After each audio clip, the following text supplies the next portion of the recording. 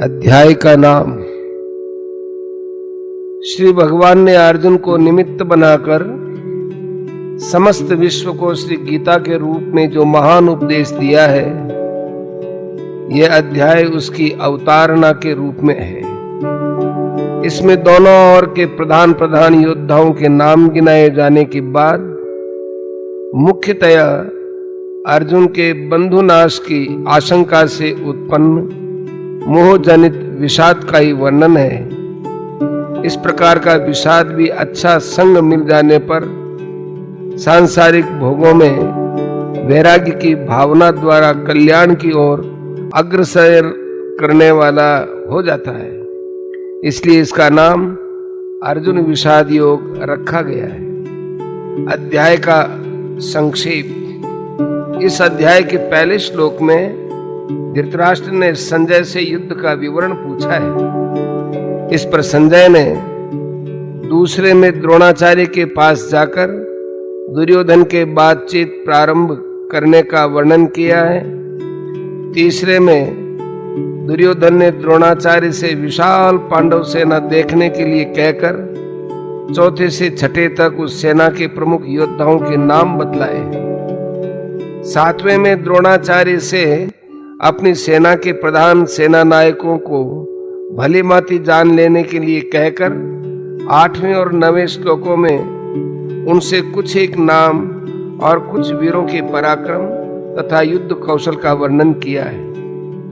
10वें में अपनी सेना को अजेय और पांडवों की सेना को अपनी अपेक्षा कमजोर बतलाकर 11वें में सब वीरों से भीष्म की रक्षा करने के लिए अनुरोध किया है। 12वें में भीष्म पितामह के शंख बजाने का और 13वें में कौरव सेना में शंख, नगारे, ढोल, मृदंग और नरसिंगे आदि विभिन्न बाजों के एक साथ बज उठने का वर्णन है। 14वें से लेकर 18वें तक क्रमशः भगवान श्री कृष्ण, अर्जुन, भीमसेन, युधिष्ठिर, नकुल, सहदेव तथा पांडव सेना के अन्यान्य समस्त विशिष्ट योद्धाओं के द्वारा अपने अपने शंख बजाने का और 19वें में उस शंख ध्वनि के भयंकर शब्द से आकाश और पृथ्वी के गूंज उठने तथा दुर्योधन आदि के व्यथित होने का वर्णन है। 20वें और 21वें में धृतराष्ट्र पुत्रों को युद्ध के लिए तैयार देखकर अर्जुन ने कृष्ण से अपना रथ दोनों सेनाओं के बीच में ले जाने के लिए कहा है। और 22वें तथा 23वें में सारी सेना को भली भांति देख चुकने के तक रथ को वहीं खड़े रखने का संकेत करके सबको देखने की इच्छा प्रकट की है। 24वें और 25वें में अर्जुन के अनुरोध के अनुसार रथ के दोनों सेनाओं के बीच में खड़ा करने के श्री कृष्ण ने युद्ध के लिए एकत्रित सब वीरों को देखने के लिए अर्जुन से कहा है। इसके बाद 30वें तक स्वजन समुदाय को देखकर अर्जुन के व्याकुल होने का तथा अर्जुन के द्वारा अपनी शोकाकुल स्थिति का वर्णन है। 31वें श्लोक में युद्ध के विपरीत परिणाम की बात कहकर 32वें और 33वें में अर्जुन ने विजय और राज्य सुख न चाहने की युक्तिपूर्ण दलील दी है। 34वें और 35वें में आचार्य आदि स्वजनों का वर्णन करके अर्जुन ने मुझे मार डालने पर भी अथवा तीनों लोकों के राज्य के लिए भी मैं इन आचार्य और पिता पुत्र आदि आत्मीय स्वजनों को मारना नहीं चाहता, ऐसा कहकर 36वें और 37वें में दुर्योधनादि स्वजनों के आतताई होने पर भी उन्हें मारने में पाप की प्राप्ति और सुख तथा प्रसन्नता का अभाव बतलाया है। 38वें और 39वें में कुल के नाश और मित्र द्रोह से होने वाले पाप से बचने के लिए युद्ध न करना उचित बतलाकर 40वें से 44वें में कुल नाश से उत्पन्न होने वाले दोषों का विस्तार पूर्वक वर्णन किया है। 45वें और 46वें में राज्य और सुख आदि के लोभ से स्वजनों को मारने के लिए की हुई युद्ध की तैयारी को महान पाप का आरंभ बतलाकर शोक प्रकाश करते हुए अर्जुन ने दुर्योधनादि के द्वारा अपने मारे जाने को श्रेष्ठ बतलाया है और अंत में 47वें श्लोक में युद्ध न करने का निश्चय करके शोक निमग्न अर्जुन के शस्त्र त्याग पूर्वक रथ पर बैठ जाने की बात कहकर संजय ने अध्याय की समाप्ति की है। संबंध पांडवों के राजसूय यज्ञ में उनके महान ऐश्वर्य को देखकर दुर्योधन के मन में बड़ी भारी जलन पैदा हो गई और उन्होंने शकुनी आदि की सम्मति से जुआ खेलने के लिए युधिष्ठिर को बुलाया और छल से उनको हराकर उनका सर्वस्व हर लिया। अंत में यह निश्चय हुआ कि युधिष्ठिर आदि पांचों भाई द्रौपदी सहित 12 वर्ष वन में रहे और 1 साल छिपकर रहे। इस प्रकार 13 वर्ष तक समस्त राज्य पर दुर्योधन का आधिपत्य रहे और पांडवों के 1 साल के अज्ञातवास का भेद न खुल जाए तो 13वें वर्ष के बाद पांडवों का राज्य उन्हें लौटा दिया जाए। इस निर्णय के अनुसार 13 साल बिताने के बाद जब पांडवों ने अपना राज्य वापस मांगा तब दुर्योधन ने साफ इनकार कर दिया। उन्हें समझाने के लिए द्रुपद के ज्ञान और अवस्था में विरुद्ध पुरोहित को भेजा गया, परंतु उन्होंने कोई बात नहीं मानी। तब दोनों ओर से युद्ध की तैयारी होने लगी। भगवान श्री कृष्ण को रण निमंत्रण देने के लिए दुर्योधन द्वारिका पहुंचे। उसी दिन अर्जुन भी वहां पहुंच गए।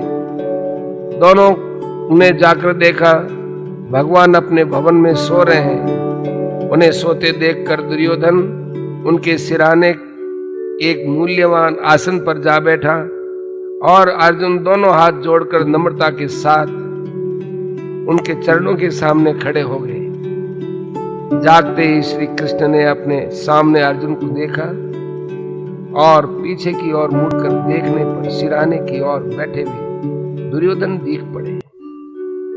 भगवान श्री कृष्ण ने दोनों का स्वागत सत्कार किया और उनके आने का कारण पूछा। तब दुर्योधन ने कहा, मुझ में और अर्जुन में आपका एक सा ही प्रेम है और हम दोनों ही आपके संबंधी हैं, परंतु आपके पास पहले मैं आया हूं। सज्जनों का नियम है कि वे पहले आने वाले की सहायता किया करते हैं। सारे भूमंडल में आज आप ही सब सज्जनों में श्रेष्ठ और सम्माननीय हैं, इसलिए आपको मेरी ही सहायता करनी चाहिए। भगवान ने कहा, निस्संदेह आप पहले आए हैं, परंतु मैंने पहले अर्जुन को ही देखा है, इसलिए मैं दोनों की सहायता करूंगा। परंतु शास्त्रानुसार बालकों की इच्छा पहले पूरी की जाती है, इसलिए पहले अर्जुन की इच्छा ही पूरी करनी चाहिए। मैं 2 प्रकार से सहायता करूंगा।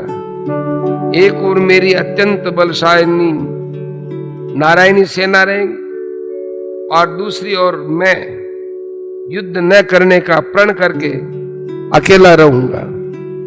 मैं शस्त्र का प्रयोग नहीं करूंगा। अर्जुन, धर्मानुसार पहले तुम्हारी इच्छा पूर्ण होनी चाहिए, अतएव तुम दोनों में से जिसे पसंद करो मांग लो। इस पर अर्जुन ने शत्रुनाशन नारायण भगवान श्री कृष्ण को मांग लिया।